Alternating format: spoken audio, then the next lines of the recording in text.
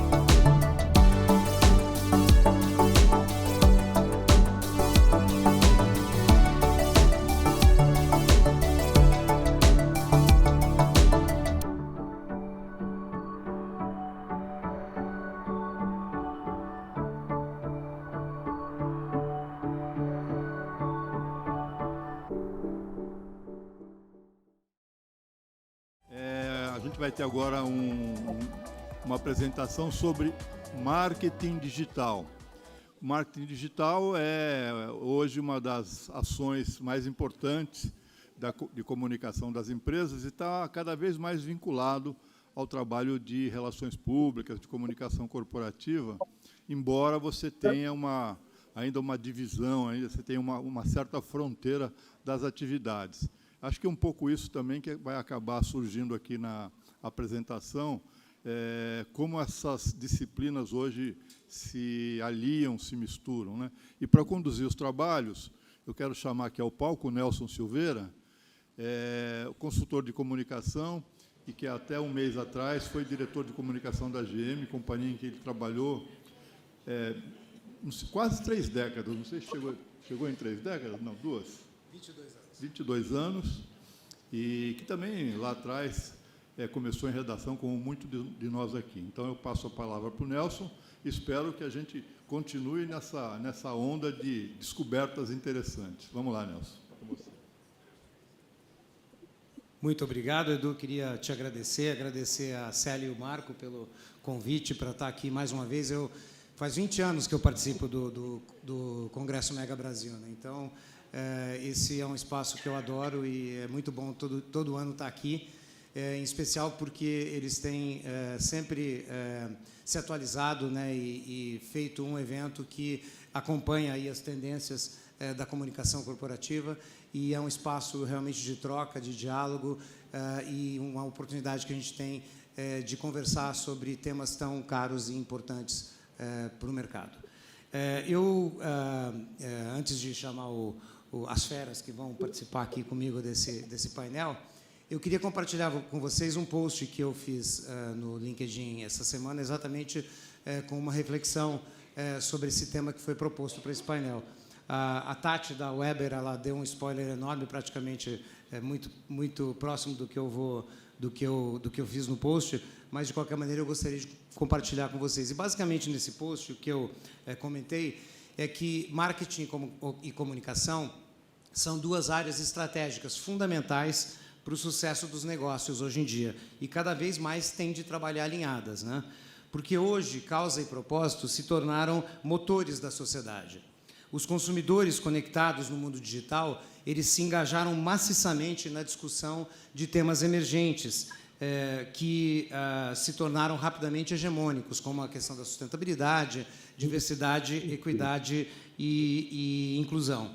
E passaram a exigir um posicionamento claro das empresas em relação a cada um deles. Se antigamente, né, as marcas optavam por adotar posições neutras ou imparciais para fugir de polêmicas, hoje o engajamento transparente nas discussões se tornou obrigatório, com impacto direto na reputação. Então, nós entramos numa nova era da comunicação. Eu tenho falado muito isso nos meus posts, nos meus artigos, né, que a gente saiu da era do storytelling e entrou na era do story doing, né? Porque hoje causa e propósito eles passaram a ser elementos sustentadores de qualquer estratégia de marca. Afinal, não adianta mais a gente ter só uma boa história, né? Essa história ela tem que ser genuína, autêntica.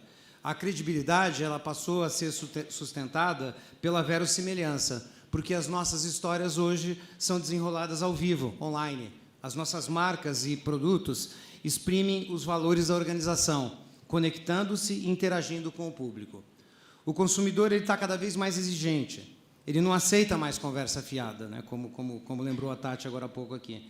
Ele está à procura de transparência e coerência da marca em todos os pontos de contato. A comunicação hoje ela faz parte da experiência do cliente. Não adianta você ter o melhor produto e oferecer o melhor serviço ao menor preço, se não for coerente ao demonstrar os seus valores na comunicação, oferecendo conteúdo relevante e engajando-se em discussões que evidenciem seu papel social. Como já dizia o ditado, a mulher de César não basta ser honesta, ela tem de parecer honesta. Nesse contexto, marketing e comunicação têm de trabalhar juntos, desde a definição estratégica das campanhas, passando pela construção de narrativas, produção de materiais e definição dos canais que vão permitir engajar e conectar com os diversos públicos de interesse. Os profissionais de marketing são seres criativos, sabemos, rápidos nos insights, focados na experiência de marca, produto, margens, no porquê os consumidores devem comprar. Enquanto nós, os comunicadores, nós temos a habilidade de avaliar impactos da comunicação para cada público, o timing e contexto, através da análise de dados e ferramentas que ajudam a leitura dos diferentes cenários. Então, é fundamental, né, que as empresas entendam a importância do papel do comunicador como gestor de reputação da marca, no sucesso das campanhas. Ele precisa participar da definição das estratégias de conexão da marca com o mercado para evitar, né, crises de imagem que podem comprometer o futuro do negócio. E, para discutir, então, esse tema, eu queria convidar ao palco a Carol Prado, que é Head de Comunicação da Intel para a América Latina. Carol, por favor. A Ellen Garcia, que é diretora de Comunicação Integrada e Estratégia Digital do grupo Trama Reputale. Ellen, por favor. E o Marcel Della Barba, que é o diretor de Relações Públicas e Comunicação Interna da Samsung para a América Latina. Cada um deles vai fazer uma breve apresentação de 15 minutos e, na sequência, nós vamos abrir para perguntas e respostas. Se vocês tiverem já perguntas, podem encaminhar para a gente, que a gente vai abrir para discussão depois. Muito obrigado. E com vocês, a Ellen Garcia abrindo. Oi, gente. Acho que eu vou ficar de pé também para poder ver ali o material. Vai... Eu esperando aparecer aqui. Deixa eu só ver. Bom, gente, boa tarde. Em primeiro lugar, obrigada aí à Mega Brasil pelo convite. E é um prazer aqui dividir o palco com profissionais tão queridos e brilhantes como o Nelson, o Marcel e a Carol. E uma responsabilidade também. Eu, assim como o grupo anterior, eu também sou jornalista da Metô, lá numa época, né, antes do período que veio a internet, e a gente, tal como ela é, né, e já passei aí pelas diversas práticas de comunicação, relações públicas, comunicação interna, comunicação digital. Então, venho aqui fazer coro um pouco ao que foi discutido pela Tati aqui, né, da importância da comunicação integrada e do papel que nós, comunicadores, temos no dia a dia, aí, na parceria com as empresas. Eu preparei aqui para hoje uma apresentação com um estudo que a gente fez sobre a presença das 5 empresas brasileiras com melhor reputação no ranking da Merco, e a gente analisou o LinkedIn dessas empresas, o conteúdo do LinkedIn dessas empresas e de 3 dos seus principais executivos nos últimos 3 meses, com a ideia justamente de entender como é que essas marcas estão trabalhando a comunicação integrada, como que elas estão valorizando as diferentes práticas de comunicação nesse canal digital, né, que é o principal, é a única rede social corporativa, então tem um papel importante e atende a todos os públicos, tanto interno quanto os externos. Então, a gente parte aqui desse contexto, né? A gente parte desse contexto que todo mundo falou aqui, que é a sobreposição dos públicos, né? Já há algum tempo a gente vê isso, que não dá mais para operar por silos, né? A gente, de fato, especialmente nos canais digitais e no LinkedIn, todos os públicos de uma marca se conectam em alguma medida, do colaborador ao acionista, a governo, a parceiro. Entretanto, eu estava até falando com o Marcel aqui na sala ao lado, que essa é uma discussão que parece um pouco óbvia ou ultrapassada, mas ainda não é. E a gente, como no dia a dia, né, a gente sente isso, e na consultoria que a gente também faz para as empresas, de diferentes portes, a gente vê que isso ainda é algo que precisa ser discutido e precisa ser lembrado no dia a dia. Porque, afinal de contas, né, se a gente tem esse desejo, se o objetivo final é construir reputação que vai impactar nos negócios, a gente, de fato, precisa ter essa preocupação que se tem um posicionamento, de que se tem uma narrativa única, ainda que, para cada público e para cada canal, a gente tem as especificidades, né? Então, até antes de entrar no estudo, esse é um exemplo, é uma prática que eu trouxe um exemplo da minha semana passada aqui, que é algo que está muito no nosso dia a dia.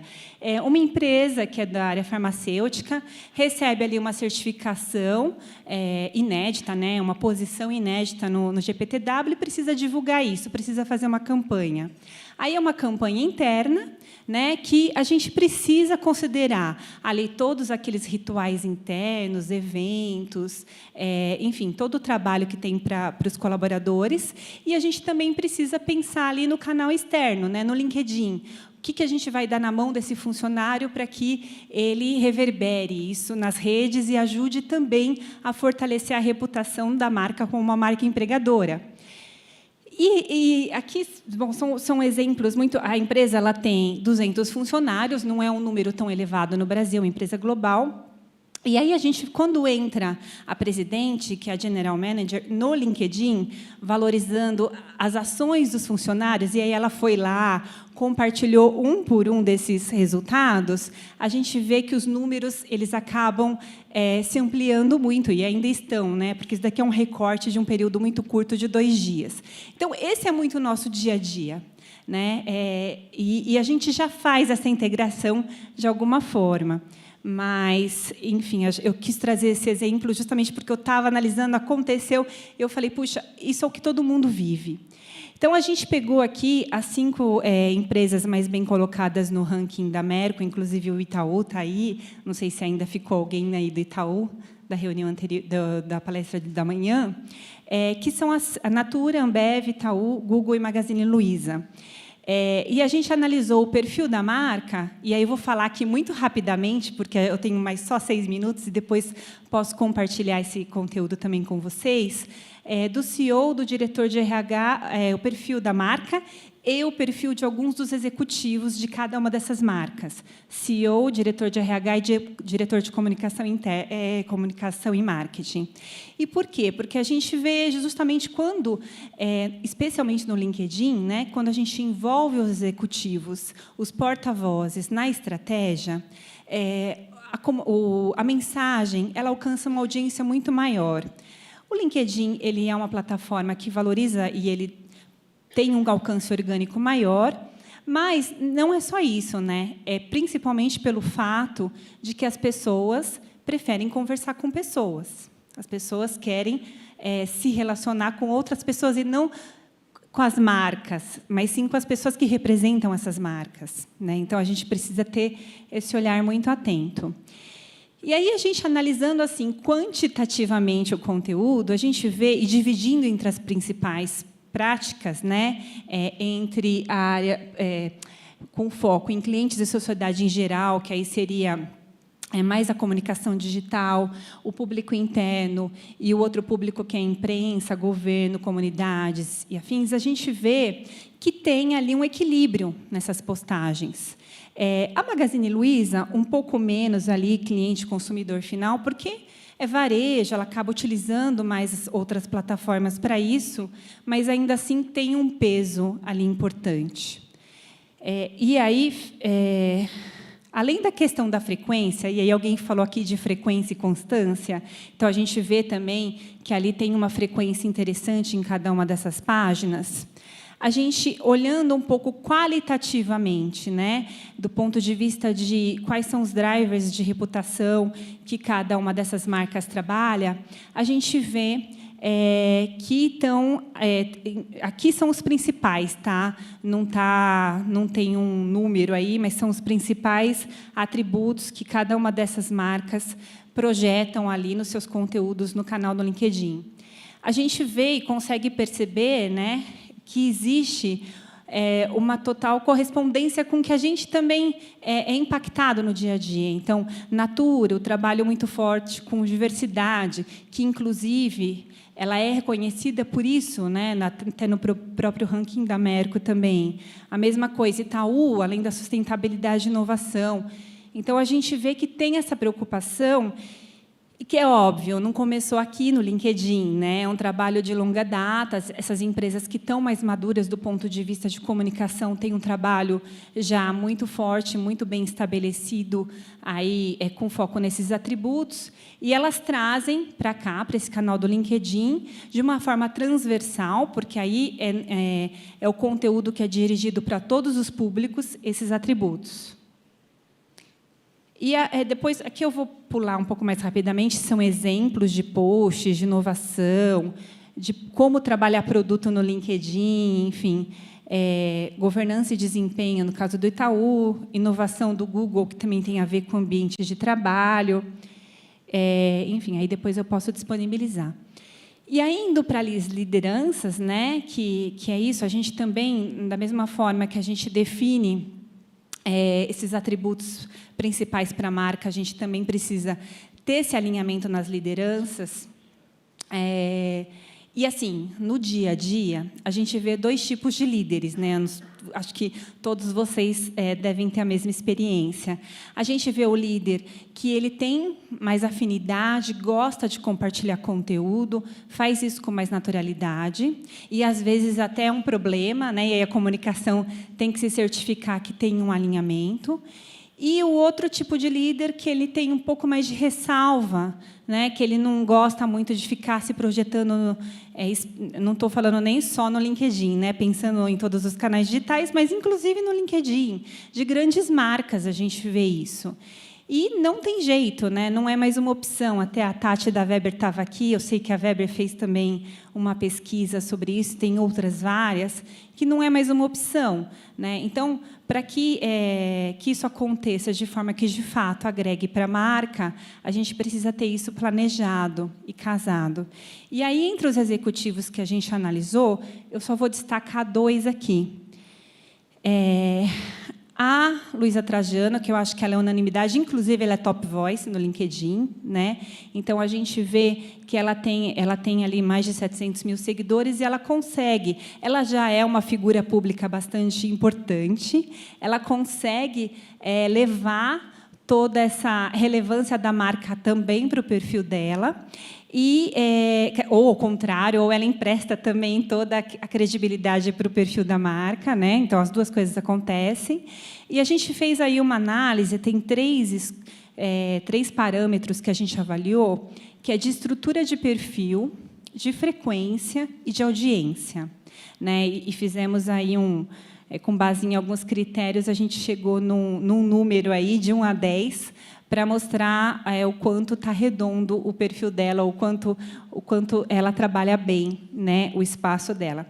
E qual que é o diferencial dela, gente? O principal diferencial dela é que ela não fala só da empresa, né? Ela fala de um assunto que interesse para a sociedade em geral, assim como é em outros fóruns, assim como ela faz em outros fóruns, tanto em nome dela quanto e principalmente em nome da empresa, né? Então, e outra preocupação que ela tem muito forte, devidamente assessorada, né, porque é possível ver que ela tem ali um apoio, além da frequência, é relacionamento, porque também não adianta só conteúdo, né? Ela se relaciona, ela marca pessoas, ela conversa, e é esse o ponto principal. O que faz ela ser hoje uma top voice e ser a number one aí dessas 5 é que ela tem ela tem um conteúdo de impacto na vida das pessoas. E o meu tempo está encerrado, eu vou falar só do outro exemplo aqui do Google, né, que seria... O Google é o Google, né, gente? Então, assim, a gente pensa, nossa, eu esperava que o score final deles fosse maior. E aí, quando você vai olhar ali o perfil do principal executivo, você vê que o conteúdo dele, o perfil dele, ele é bem projetado. Ele tem uma estrutura super boa, de acordo com os parâmetros que são determinados pelo próprio LinkedIn. Ele é bem redondinho, ele tem uma frequência assim 10, ou seja, ele publica ali um post por dia, mas, entretanto, ele tem uma audiência ainda que não é a ideal. E aí a gente olha lá, quando a gente vai olhar o conteúdo dele, a gente vê que o conteúdo dele é muito focado só na empresa. Ele fala da empresa praticamente o tempo todo. E nos parece óbvio, mas ainda é o que acontece, né? Então, fica aqui uma reflexão para a gente trabalhar com os nossos executivos, né, dentro das marcas, como agência. A gente precisa falar com um público um pouco maior do que falar só sobre a empresa, e a gente precisa apostar em conversas, né? É isso.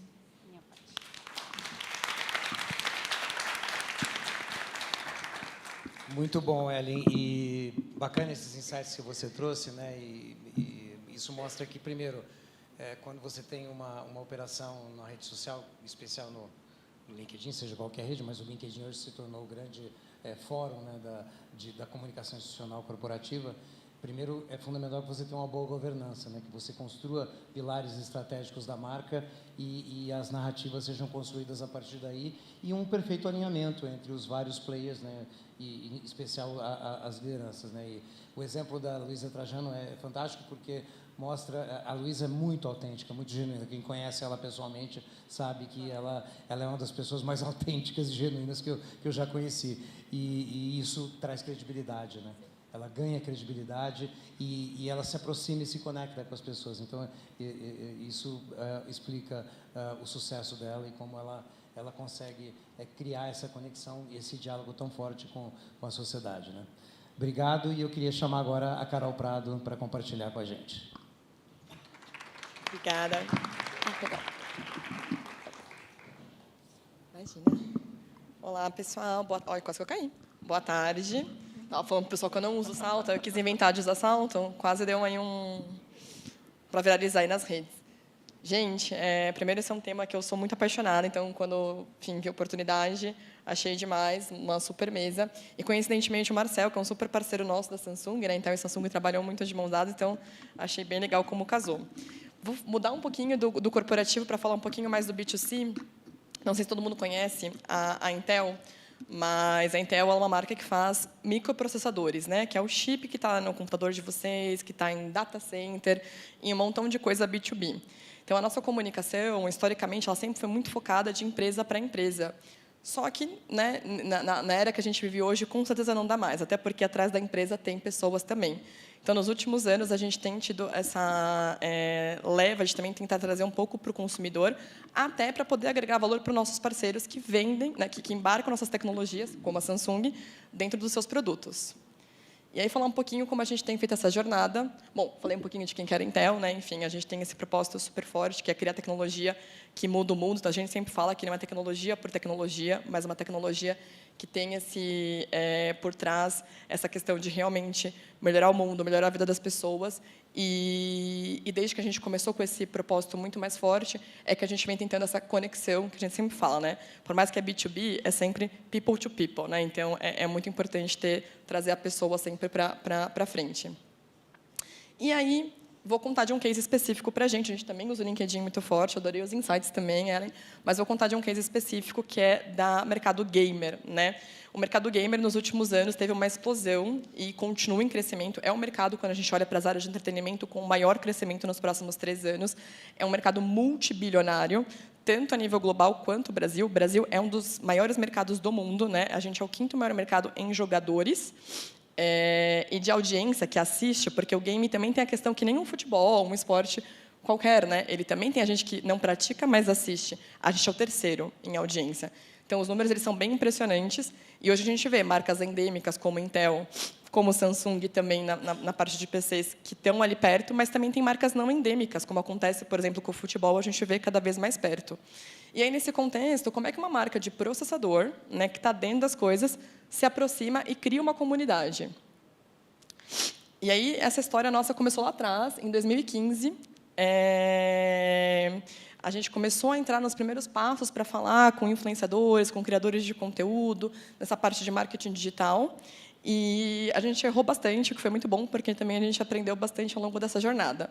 No começo, essa área ficava com o time de marketing, tá? E na Intel, uma curiosidade, marketing e comunicação são áreas irmãs. Então, a gente não reporta para a mesma pessoa a nível global, a gente tem uma Chief Communications Officer e uma Chief Marketing Officer que reportam para o CEO. Isso é muito bacana, porque a gente tem uma independência muito forte, mas também traz aí grandes, né, responsabilidades, está muito perto do marketing, porque eles são o primo rico da empresa. Comunicação, infelizmente, né, a gente é mais pobrinho, mas, enfim. E como é que marketing fazia antes? Né? Marketing, entre 2015, eu ouso dizer até 2018, olhava para o influenciador, e aqui eu não estou batendo no nosso time de marketing, não, a gente trabalha muito bem, muito integrado, tá? Mas eles olhavam para o influenciador como uma mídia, né? Eu brinco, como um banner, como qualquer outro, enfim, que eles pudessem comprar e reproduzir, e só, enfim, colocar o conteúdo que quisesse. E nossa estratégia não funcionava, a gente não conseguia criar comunidade, a gente não conseguia estar na boca do gamer, ele não lembrava da gente, inclusive eles consideravam a concorrência como a marca que se linkava com eles, que se ligava a eles, né? Então, a gente estava com um problema reputacional muito grande e isso refletia, óbvio, em vendas, em números. E aí, em 2018, a gente resolveu ir com tudo para o mercado gamer, né? A gente já tinha produtos muito bons, mas muito mal posicionados, porque a gente não dialogava, não conversava, e a gente começou a mudar toda a nossa estratégia. Uma das primeiras coisas foi que toda essa área de influenciador passou a ser liderada pelo time de comunicação. E a gente fez vários workshops, conversou com muitas empresas, com muito parceiro, com consultorias no mercado, para entender onde a gente estava errando também. Um dos erros que a gente estava, era esse que eu comentei agora, de tratar o influenciador como mídia, mas tinha um outro também, que era a questão das relações, né? A gente não precisava fazer relação com essa comunidade. E aí, por que eu acho que faz sentido vir para a comunicação, né? Porque quando a gente fala de relações públicas, tem relações ali já no nome.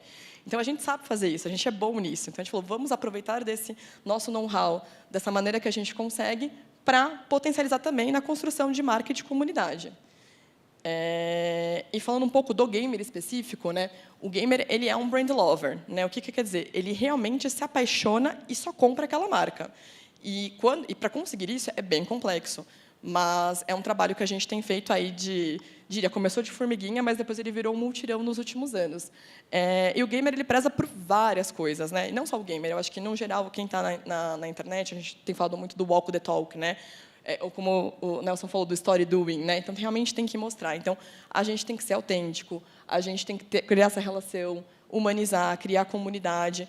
E isso não é um trabalho que você faz de um dia para o outro, é uma construção realmente a longo prazo. Hoje, a gente tem, né, que a gente chama de time azul, que começou com uma hashtag para a gente poder acompanhar as reviews e os unboxings. E hoje é um time de mais de 50 influenciadores e criadores de conteúdo gamers, e que é muito curioso, porque as pessoas hoje elas pedem para participar. Então, tem muito gamer que contata a gente semanalmente, pessoas da comunidade, que querem fazer parte. E isso se deu muito porque a gente teve essa mudança dessa estratégia que eu falei. Inclusive, esses são os assets da nossa campanha recente de Gamer Days, que em agosto, não sei se vocês sabem, mas tem o Dia do Gamer, que era uma data esquecida no calendário, ninguém lembrava. E aí, em 2018, a gente fortaleceu essa data para ter esse com a comunidade. E hoje, praticamente, todas as marcas endêmicas trabalham ela de forma ativa, o que é bem legal. A ideia nem é ficar lendo aqui muito, mas, enfim, nosso objetivo, quando a gente criou o Time Azul, era realmente a questão de relacionamento, né? Então, a gente não parou de tratar um influenciador como uma mídia, e ele passou, eu brinco, a ser parte do nosso time estendido de marketing e comunicação. Então, realmente escutá-lo, realmente entender o que ele quer fazer, entender o que funciona para ele, porque ninguém conhece melhor a audiência do influenciador que o influenciador, né? Então, como é que uma marca vai se sentir confortável de ver e falar assim, posta isso aqui para mim, faz isso daqui. Ele até pode fazer, mas não vai engajar, não vai criar uma autenticidade. As pessoas, quem seguem ele, vai perceber que aquilo não tem nada a ver com ele. Então, a gente começou a dar essa liberdade, óbvio, muito controlada, né? Porque também não é que ele poste o que ele quiser, algumas coisas a gente aprova, analisa juntos, mas de uma forma que seja muito autêntica e até um pouco mais orgânica. Hoje em dia, a gente trabalha muito ligado ao time de marketing, mas também ao time de vendas e ao time que cuida de parceiros, né? Então, a gente olha para toda a etapa do topo do funil, desde o topo de criação de awareness, de construção de marca, mas também para a parte do meio do funil e do fundo de funil, que é realmente conversão de vendas. E é muito difícil, né, quando a gente olha para o time azul, a gente está falando de vender PC Gamer, né? PC Gamers, não sei se todo mundo acompanha, mas são bem caros. Então, são muito caros. E tem PCs com preços de motos, enfim, é realmente tem todo não é uma venda fácil, diria assim. Então, a gente tem trabalhado muito nisso também para que eles sejam não só embaixadores da marca, mas também que eles possam ajudar nessa estratégia de conversão. E aí, alguns aprendizados que eu queria compartilhar nos últimos anos. Primeira coisa de todas, a gente chama de brand safe, né? Porque influenciador, eles, por mais que eles estão cada vez mais se profissionalizando, eles ainda são muito pessoais ali e dão muitas escorregadas, né? Ainda tem muita cultura do cancelamento. Eles podem, né, eles falam, às vezes, muitas coisas. Então, uma coisa que a gente melhorou bastante, que a nossa agência cuida, é checar, fazer esse brand check, se eles são seguros para trabalhar, e a gente está constantemente revisitando isso, porque então, é uma marca que se posiciona muito forte na questão, por exemplo, de diversidade e inclusão e de vários temas. Então, a gente tem que também garantir a reputação, não é trabalhar com o influenciador acima de tudo. Encarar que o influenciador não é uma mídia, né? O influenciador ele realmente é um produtor de conteúdo que tem uma audiência e que a audiência consome o que gosta dele. Então, não adianta a marca vir e querer fazer o que ela quer, e sim ter essa cocriação, de levar para ele e falar como é que a gente pode trabalhar junto, como é que a gente pode cocriar. E a gente parou de terceirizar e quarteirizar, né? Então, antes, quando estava com o time de marketing, eles tinham uma agência de mídia que contratava uma outra agência para falar com o influenciador no nosso nome. Então, era uma quarteirização da coisa. Hoje em dia, não sei se todos, mas a grande maioria tem meu contato no WhatsApp. Dá muito trabalho? Dá. Não sou eu que respondo tudo, não. É meu time que está ali, que toca e que responde no dia a dia, mas eles me conhecem, a gente tem essa relação próxima, porque é importante, eles têm a cara ali da marca também, alguém para contatar. E isso vai criando uma relação que, hoje em dia, a gente paga efetivamente por ano 10 deles, mas a gente trabalha com mais de 50, né? Então, porque realmente a relação faz diferença. E também aprender a trabalhar com as agências de influenciadores também foi uma coisa que surgiu nos últimos anos, nos últimos 2 anos muito forte. Então, tem mais um meio de campo ali no caminho, e que vem para somar também, mas também tem que aprender a trabalhar com esse novo cenário. E aí, só um resuminho, assim, como a gente faz na prática. Então, eu sempre falo, a gente não envia copy. Então, nunca da Intel vai sair um textinho para ele postar e publicar. Isso não existe. A gente faz com eles, realmente, sessões de briefing e debriefing, né? A gente chama eles para conversar com os que a gente tem contrato, ou seja, por uma campanha específica, a gente reúne, conversa, explica qual é o objetivo da Intel, o que a gente quer com isso e como é que eles podem contribuir. A gente abre para ideias e eles trazem, a gente aprova as ideias em conjuntos e eles trabalham no material. E isso é muito legal, até pedir para essa campanha agora de Game Days que a gente finalizou ontem, a gente deve depois fazer um vídeo, porque isso fica muito rico no final, porque tem conteúdos de todos os tipos, de todas as maneiras, sobre o mesmo assunto. E, de novo, conecta, engaja com a audiência de uma maneira muito genuína. E também uma coisa que a gente começou a fazer muito mais fortemente no último ano é a questão de número e de métrica, né? A gente, como comunicador, acho que é uma área, sempre é um pain point nosso, né? Falar de métrica, de número, de como a gente mede isso.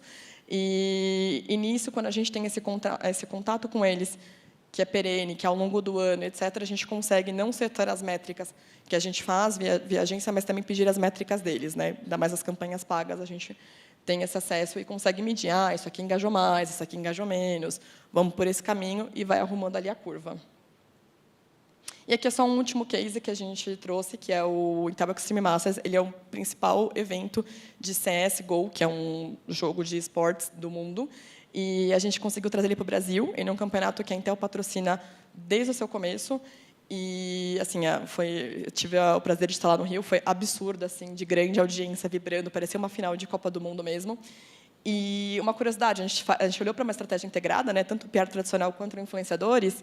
E se olhar os números, a gente trabalhou com 12 jornalistas tradicionais e 70 influenciadores, né? Até porque o gamer ele não lê tanto a imprensa tradicional.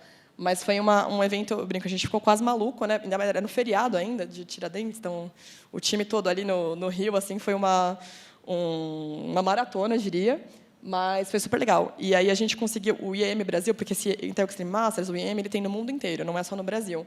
Ele foi o de maior audiência, pensando que é em língua portuguesa, né? Tem países que são de língua inglesa e a gente conseguiu bater a audiência deles por essa cocriação juntos. E é isso, gente. Deixo meus contatos para vocês também. Vou ficar aqui para o bate-papo. Obrigada.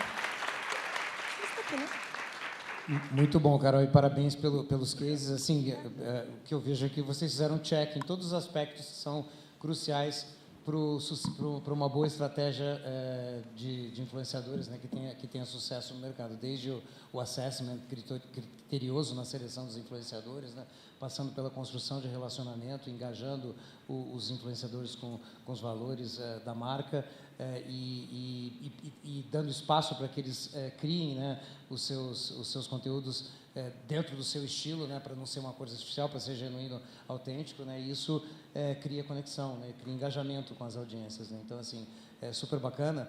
E assim quando eu vejo esses cases, né, como esses que a Carol trouxe aqui para a gente, eu fico cada vez mais entusiasmado com a inteligência, né, que a gente está criando em comunicação no Brasil.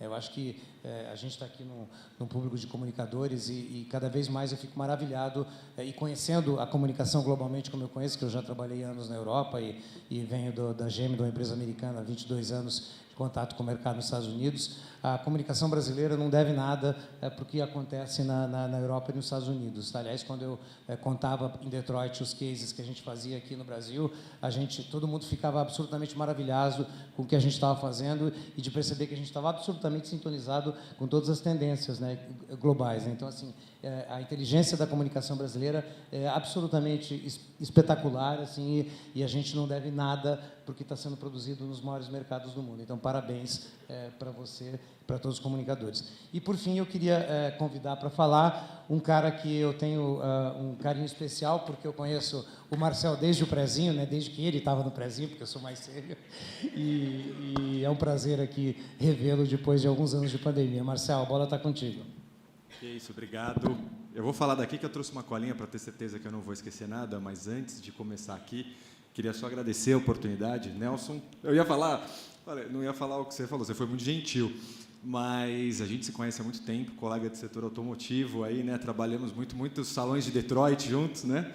Muito legal te reencontrar, Carol, parceira desse caminho que eu estou agora de tecnologia, né? A gente está sempre se falando, inclusive vamos estar juntos em breve em mais um evento, né? E a Ellen, nos conhecemos agora, eu te daria mais tempo para ouvir, sabe, o que você estava colocando, muito interessante. A gente também tem um projeto com a nossa liderança de LinkedIn, muito bacana ouvir esses insights, né? Pô, eu ficaria aqui mais tempo, eu te daria mais uns 5 minutos do meu tempo para você continuar. Obrigado. Bom, foi bacana, a gente combinou a ordem, mas a gente não combinou os cases, porque eles se complementam e foi muito bacana a gente perceber isso, né? O que eu vou falar aqui um pouquinho também é um case do que a gente faz na Samsung. E quando o Nelson fala que aqui no Brasil a gente não está devendo nada para a Europa, Estados Unidos, eu vou falar um pouquinho até mais. Aqui na América Latina a gente não está devendo nada para a Ásia, para a Europa, realmente para Estados Unidos, e esse case que eu vou começar aqui a falar com vocês, a gente começou há 4 anos esse trabalho aqui no Brasil, e ele hoje é referência dentro da Samsung Global na maneira como a gente trabalha com influenciadores e imprensa. Então, acho que é uma oportunidade bacana até para a gente trocar uma ideia depois. Mas acho que antes da gente entrar nesse case novo, eu trouxe essa imagem aqui. Não sei se muitos de vocês vão criar alguma conexão, mas quando eu comecei a trabalhar com PR era assim, né? A gente entrava nas agências, eram esses computadores que não eram móveis, né? Que tudo com essas baias fechadas. E o que a gente queria? A gente queria sair no jornal, né? O que a gente queria, a gente trabalhava muito para conseguir uma capa de jornal, para conseguir entrar numa revista. Eu lembro quando, no começo dos anos 2000, né, a gente tinha alguns sites começando e o jornalista virava para a gente e falava assim, eu vou publicar essa matéria no site. Aí você, depois daquele follow, né, de 3.000 nomes, você vira e fala para o cara, pô, mas será que não dá para dar uma notinha no jornal, pelo menos? Né? Se eu levar só online, o meu cliente não vai ficar feliz, né? E como hoje em dia isso mudou, né? Hoje em dia, acho que a gente, quando falam que vai sair só no impresso, a gente fala, não, pelo amor de Deus, não faz isso comigo. Né? Eu preciso que isso compartilhe, eu preciso que isso viralize. Né? E a gente não precisa mais buscar nada para ter informação, está tudo aqui. Né? Acho que pelo menos, eu acordo, a primeira coisa que eu faço, eu pego o celular e começo a ler as notícias do dia. Né? Principalmente porque eu trabalho com Coreia, né? Então, assim, os caras estão na frente, então eu preciso saber o que está acontecendo. E isso impactou muito a maneira como a gente de PR trabalha. Hoje, não tem como trabalhar PR sem entender o consumidor, sem saber a jornada desse consumidor, sem saber quem é o seu cliente e aonde ele está se informando. Né? E hoje, como a Carol falou, dos gamers, né? Os gamers, será que eles leem jornal? Será que eles abrem o Valor Econômico ou o Estadão de manhã, enquanto eles estão tomando café, para saber as notícias da Intel, né? Ou saber os lançamentos, né, da Intel? Acho que não. Ou talvez não deva ser a maioria. O que não quer dizer que não é importante, quer dizer que você precisa conhecer o seu cliente e saber qual que é o seu objetivo, qual que é o objetivo da sua estratégia. Então, a gente vem trabalhando nesse sentido muito próximo da equipe de marketing, equipe de pesquisa, para entender quais são os hábitos de consumo desse nosso cliente. Então, para isso, as pesquisas são fundamentais. A gente precisa entender aonde ele consome notícia, como ele consome notícia e quais são os formatos principais de notícia que eles consomem. E aí tem 2 insights para a gente na Samsung que são super interessantes. Primeiro, o nosso cliente específico está nas redes sociais. Eles se informam muito pelos canais como Twitter, Instagram, Facebook, YouTube. Então, a gente precisa estar nesses canais sociais para conversar com os nossos clientes. E o segundo detalhe importante, vídeo. Não adianta ter só imagem, não adianta ter só texto.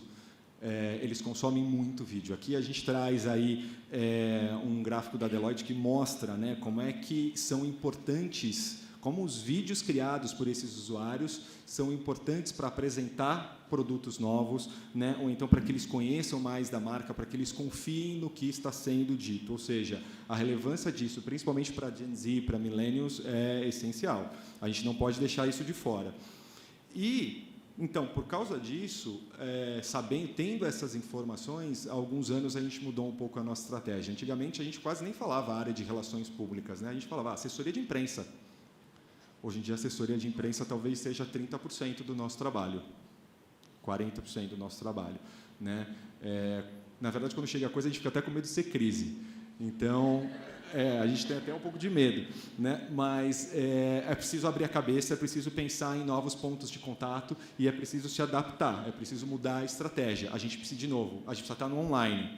Então, por causa disso, a gente tem hoje 2 pilares muito fortes, muito estratégicos dentro da área de comunicação da Samsung para a América Latina. A primeira, sim, imprensa, super importante para a reputação, super importante para determinados públicos, não quer dizer ou um ou outro. A gente não está dividindo o trabalho, a gente está ganhando mais trabalho.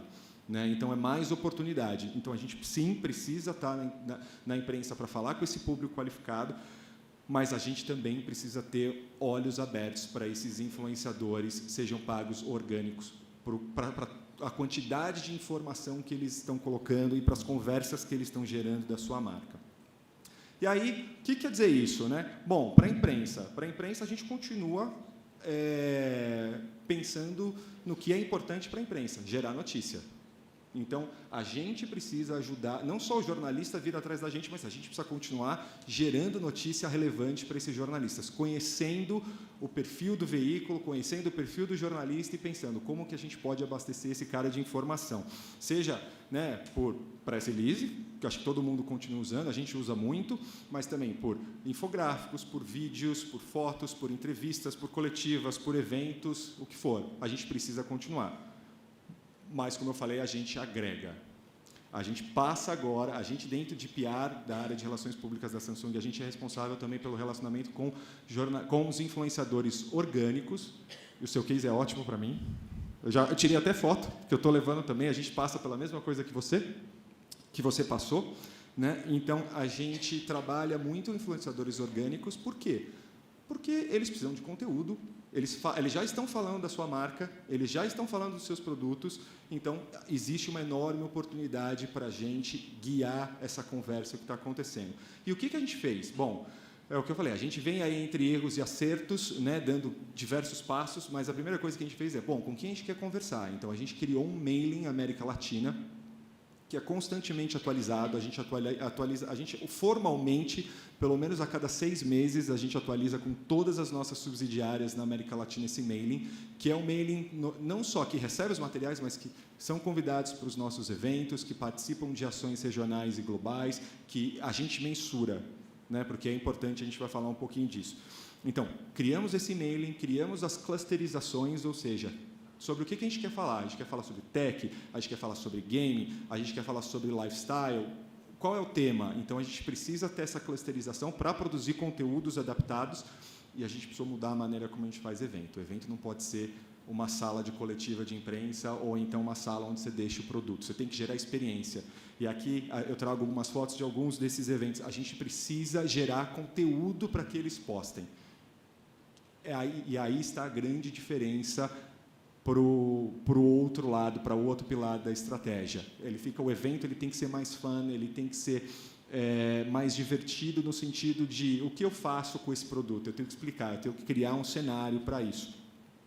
E, com isso, eu não crio só oportunidade de criação de conteúdo. Eu crio oportunidades de posts, né, que eu acho que é o que a gente quer no final. E como mensurar isso. E trabalhar com a área de marketing é super importante para a gente, porque a área de PR, de novo, né, o primo pobre, a gente não tem como ficar gerando experiência o tempo todo, porque é bastante dinheiro. Então, a gente tem que aproveitar as oportunidades que já estão dentro do pilar da estratégia de marketing. Ou seja, Samsung criou metaverso, como é que a gente consegue colocar alguma ação com influenciadores lá? Estamos em alguma feira, estamos em algum... abrimos uma Galaxy Store. Tudo que é oportunidade e experiência, a gente tenta reverter para conteúdo. Né? Então, aqui, inclusive, essas fotos são da Brasil Game Show, da BGS, que é o evento que eu falei que a gente vai estar lá mais uma vez daqui a um tempinho. Né? Então, sobre gamer, a gente tem que aproveitar essas oportunidades. E depois de fazer tudo isso, aí sim, uma coisa que eu acho que a gente, como PR, tem que aprender muito ainda com os nossos colegas de marketing é mensurar. Né? Então, como que a gente mensura uma campanha de influenciador, e ainda mais uma campanha de influenciador orgânica, onde a gente não tem acesso aos dados deles? Então, acho que esse é um grande desafio, porque se você não tem resultado, você não tem investimento. Você tem que mostrar o resultado que você está gerando com essa ação para você poder ter mais investimento. Então, aqui, né, trago um exemplo, né, de alguns KPIs que podem ser analisados, mas isso é uma coisa que é constante evolução. Você precisa ficar entendendo quais são os KPIs que são importantes para vocês. E aí, dividindo com vocês um pouquinho o que a gente tem dentro da Samsung, a gente mede isso mensalmente e a gente mede isso também por eventos que a gente faz. E a gente costuma usar ferramentas. Aqui eu trouxe só essas ferramentas aí, que eu vou explicar um pouquinho depois dos KPIs, mas que a gente usa basicamente 3 ferramentas, que são as próprias clipadoras das subsidiárias, das nossas subsidiárias, mas a gente também tem 2 ferramentas específicas para esse ambiente online, não sei se vocês já ouviram falar, que é o Sprinkler e o Tracker. Né? O Sprinkler, ele mede tudo, mas a gente acaba concentrando um pouco em mídia tradicional digital, e o Tracker a gente usa para os nossos canais sociais. Eles nos ajudam a entender o que está acontecendo nesses ambientes e trazer mensuração. Quando a gente fala de quais KPIs, aqui eu trouxe alguns exemplos, né? De novo, a jornada do consumidor e o funil é super importante, então o topo do funil, quando a gente está falando de awareness, é importante a gente entender volume, sim, e é importante a gente entender share versus os nossos concorrentes, tanto mídia impressa quanto online, quanto mídias sociais, a gente mede isso. Quando a gente está falando de consideração, a gente também vai para um qualitativo. Então, assim, qual que é o protagonismo que a gente está tendo nessa cobertura? Né? Será que a gente está saindo só em tech? Que essa é uma preocupação que a gente tem que ter. É muito mais fácil sair em tech, mas a gente tem que diversificar, senão a gente está falando sempre com o mesmo público. Então, como a gente diversifica para ter uma consideração maior dos produtos? E também da conversão, né? Ou seja, de novo, vídeo e quem a gente está alcançando. E qual que é o nosso próximo passo dentro dessa mensuração? A gente entender como que a gente consegue ajudar o business, como a gente gera tráfego para o nosso online business, para a nossa loja. Né? Essa é a parte difícil de mensurar. A gente está criando diversos testes, mas a partir do momento que a gente conseguir mostrar para a companhia que a gente é relevante para levar tráfego para o nosso canal de venda, acho que dinheiro passa a não ser mais um problema tão grande. Então, é nisso que a gente está concentrando agora. Né? O que eu quero dizer aqui, já caminhando para o final e encerrando? Essa área cinzenta que existe hoje não é uma ameaça, mas é assim, uma oportunidade que a gente tem como PR, né? Porque a gente está agregando função, a gente está agregando atividade para o nosso dia a dia.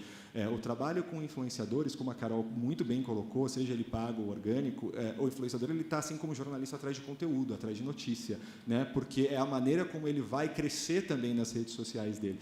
E a gente, é o que a gente faz no dia a dia, né? Buscar notícia, buscar informação. Então, como a gente faz para ajustar o nosso conteúdo para o formato que ele precisa?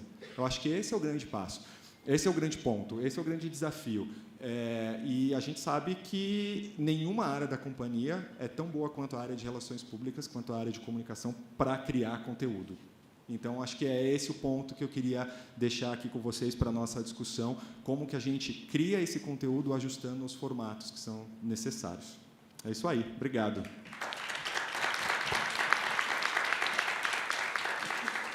Parabéns, Marcel. O principal comentário que eu tenho a fazer é que eu lamento não ter conseguido levar você para trabalhar comigo na GM. Muito bacana a tua apresentação. Temos perguntas da plateia? Nós temos ainda um espacinho, temos que terminar às 5 horas. Enquanto não vem nenhuma pergunta, eu queria fazer uma pergunta para vocês, na verdade, uma reflexão e entender como é que funciona para vocês. A gente fala muito na necessidade de alinhamento de marketing e comunicação, mas a gente sabe que existem muitas tensões, né? Em muitas empresas há muita dificuldade de você fazer esse alinhamento, em algumas não existe alinhamento nenhum, e aí a gente vê essas marcas enfrentando crises no dia a dia, né? Porque tem sempre lá o pessoal do marketing lacrador, né? Criando confusão para a reputação da marca, enfim. Então, eu queria ouvir de vocês dois, Marcelo e Carol, como é que vocês enfrentam essa questão no cotidiano, e da Ellen também, na experiência dela com o mercado, como é que ela, como agência, enxerga isso e como é que ela trabalha como agência essa questão. Muito bom, uma ótima pergunta, né? Inclusive, eu tive um quiprocó com o meu marketing faz 2 semanas. Mas, na maioria das vezes, é uma relação muito boa. Eu acho que exige muito alinhamento. Assim, numa estrutura que nem a da Intel, que a gente não reporta para a mesma... não é nem só a diretoria, né? A nível global. Então, acho que a todo momento forçar mesmo esse alinhamento. Não tem, assim, no nosso caso, tenho a sorte também de ter um time aqui no Brasil e na América Latina muito parceiro, mas eu brinco que eu me considero parte do time estendido de marketing, então eu me enfio no staff deles. Eles podem não... Eu nem deixo eles me convidarem ou não, né? Eu peço para participar, então eu estou sempre lá junto. E na Intel, o nosso time interno é muito pequeno de comunicação. A maior parte é via agência, eu considero meu time estendido. E o marketing tem acesso ao meu time estendido também, diretamente, porque senão eu ia ficar sendo um gargalo para as pessoas, né? Então, o que torna a coisa mais fluida, mas também mais complexa, porque, às vezes, você colocar mais pessoas ali na equação também torna isso. O que a gente faz é sempre, enfim, quando tem alguma questão, teve uma questão que quase aconteceu, mas conseguir intervir antes. Às vezes, quando é necessário, preciso dar umas bronquinhas, né, assim, corporativas, de falar, não, foi legal, e reforçar algumas coisas. E acho que tudo bem, acho que a gente consegue ter hoje um nível de relação de erramos, vamos ajustar e vamos trabalhar junto. Mas eu acho que o segredo que une bastante a gente é o time de social, por incrível que pareça. Porque é o time que tem toda a visibilidade de tudo, seja do que a Pierre está fazendo, do que marketing está fazendo, e eles acabam também tendo essa cola. Então, enfim, acho que não tem uma fórmula super mágica de funciona, mas é sempre ter isso na cabeça de precisamos fazer junto, precisamos alinhar. E a gente usa muito o budget do marketing para fazer a parte paga dos influenciadores. A gente gerencia, mas eles que pagam. Então, eu também preciso lá prestar contas, vou no staff, faço o relatório. E a gente acaba também integrando eles ali, eu brinco, em toda a estratégia, até no PR tradicional mesmo também. A maioria dos meus diretores de marketing nos países são porta-vozes, trabalham também, então acaba sendo uma relação fluida, mas que nem essas 2 semanas, eu fiquei agosto foi um mês que eu fiquei um pouco fora, assim que eu estava cobrindo a minha chefe. Não aconselho ninguém a cobrir chefe, se possível, não cubram. Então, eu fiquei um pouco off, aí deu um negocinho. Então, a gente realmente tem que estar forçando esse alinhamento. Ainda mais na correria do dia a dia, né? Nada melhor que gastar dinheiro do marketing, né? É muito bom. E pior que, de vez em quando, eles nem sentem, né? Mas, nem sente. Mas, dentro da Samsung, a gente tem uma estrutura parecida também. Somos 2 estruturas separadas, mas acho que o que é bacana dentro da Samsung é que a equipe de marketing... Primeiro que nós somos muito próximos, as áreas sentam do lado. Então, a gente, para conversar, só dá o grito ali e a gente já está conversando. E eles têm uma maturidade muito grande para entender que, tendo o buzz orgânico, né, ajuda o resultado deles. Então, isso faz com que a gente trabalhe muito bem em conjunto, sabe? Não tem muita picuinha de é minha, é sua, não sei o quê. A gente trabalha realmente o que a gente vai fazer junto para aumentar a repercussão da ação que a gente está fazendo. Né? No final das contas, a gente está todo mundo trabalhando junto numa equipe só. Então, acho que essa maturidade para entender aonde você quer chegar, né, e como uma área pode complementar a outra é super importante. Não estou falando que é sempre perfeito. Né? De vez em quando, a gente tem também umas discussões. Mas, no dia a dia, tem funcionado muito bem e a gente tem tirado proveito dessa maturidade. Do ponto de vista aqui de agência e consultoria, né, como foi colocado no painel anterior, a gente é contratado tanto pela área de marketing, quanto pela área de RP, quanto pela área de recursos humanos também, ou de gestão de pessoas, enfim. Depende muito da estrutura da empresa. E aí, dentro desse ponto de vista, a gente realmente tem que ter essa visão abrangente para ver se as coisas estão conectadas, porque boa parte das vezes, né, em casos em que a gente é contratado pelas 3 áreas, por exemplo, que existem clientes que a gente cuida de toda a comunicação, você vê ali a área estão fazendo uma ação para colocar para um produto na prateleira e não pensaram no colaborador ainda. E isso acontece mesmo. Então, assim, a gente também se vê na responsabilidade, no papel de fazer essas costuras. E como você falou, acho que a área de digital, ela realmente, quando ela tem esse olhar, né, dessa integração, que ela dá voz para o colaborador, ela tem que colocar o produto ali, ela tem que valorizar as práticas de RP, ela realmente vai ter essa preocupação mais macro. Mas é o dia a dia, é um olhar atento sempre, e é uma provocação constante das empresas, desde o momento do planejamento, né? Desde o momento que você entra, que você vê como é que são os fluxos, você já tem que palpitar, não se esquivar de se colocar ali nesse sentido também. Maravilha, a conversa está muito boa, mas já me pediram para encerrar, a gente está já no limite do tempo. E eu queria agradecer a Ellen, a Carol, o Marcel, pelas apresentações, pelos cases que trouxeram aqui, que foram acho que muitos insights bacanas para a gente trabalhar no dia a dia, e desejar um bom final de congresso para todos. Muito obrigado. Obrigado.